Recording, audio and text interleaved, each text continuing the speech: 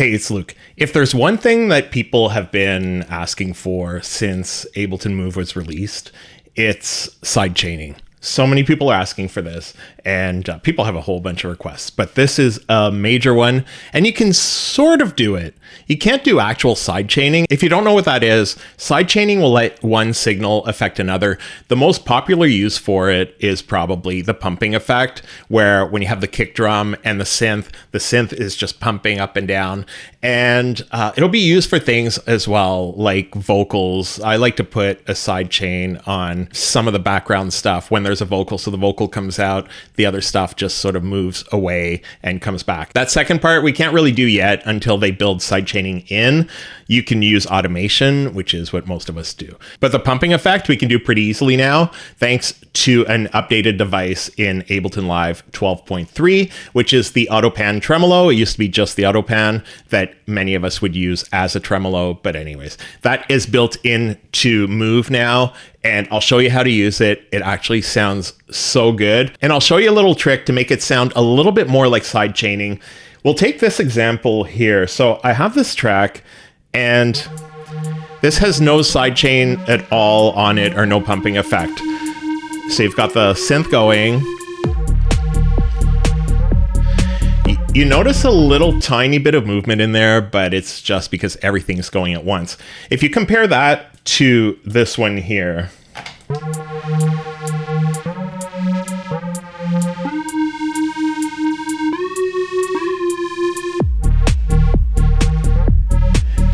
you can really feel it a lot more, like it just, everything works together a lot more.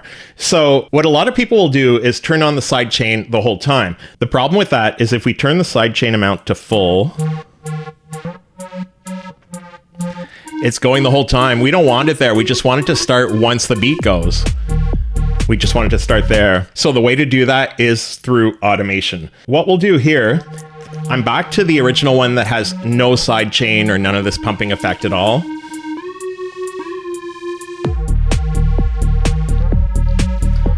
So what we'll do is we'll press this little hamburger button here until we have note mode.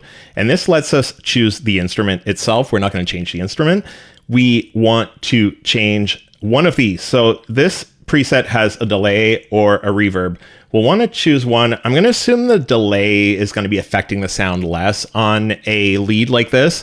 Chances are the reverb is doing quite a bit.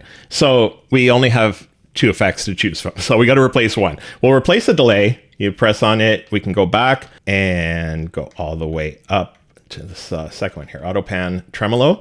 And then you want to choose a preset. You can go to the ducker right away, and that's basically made for the pumping effect. So that's what it's doing, is it's ducking every time the beat hits. It's not really doing it based on the beat. It's actually just doing it time-based, but it's acting like that kick drum is pushing it out of the way, which you would do with sidechaining. In this case, it's just doing it at that perfect time.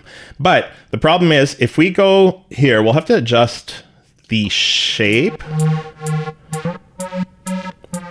Bring that to 100%.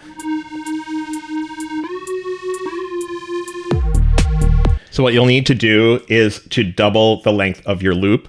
So you can double it or have it as long as you want. Okay, for the drums, I chose the melt kit because it sounds good for something like this. So we're just going to take this hi-hat and we're going to program it in. Then we're going to duplicate this and duplicate it again, and then again. So now you can see here we have 8 bars, and that's what we want. The first 4 bars will be just quiet, and then the other 4 bars will be with the whole beat. So this kick drum here will jump in on bar number 5. So let's go to 5 here, and we'll program that in to the last 4 bars. There's easier ways to do this, but this works for what we need. And then we need this snare, 2 and 4, 2 and 4, 2 and 4, 2 and 4. So now what we have is just the hi-hat.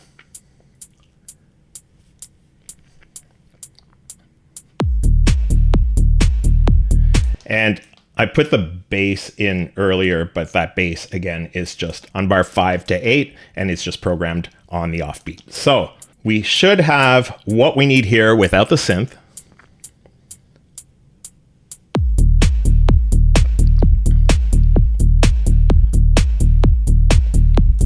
So now we're going to bring that synth in.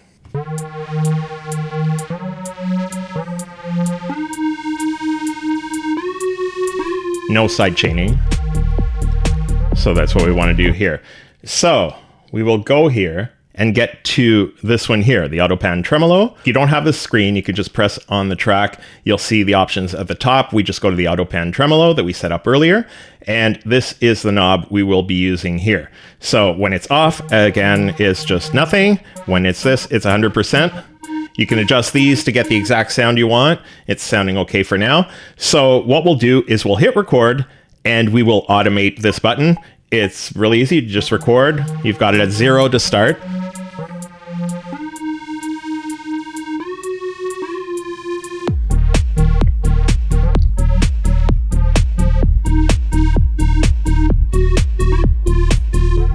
Now we should have our track, and you just heard it.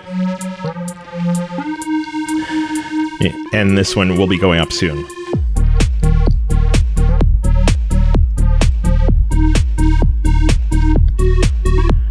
So now we've got that pumping effect. It feels like it's sidechain because when that kick is not running in that first 4 bars, the pumping effect is not there. So if somebody's listening to it, they'll think that you have some sort of sidechaining effect on it, sidechain to the kick, but really we're just automating it.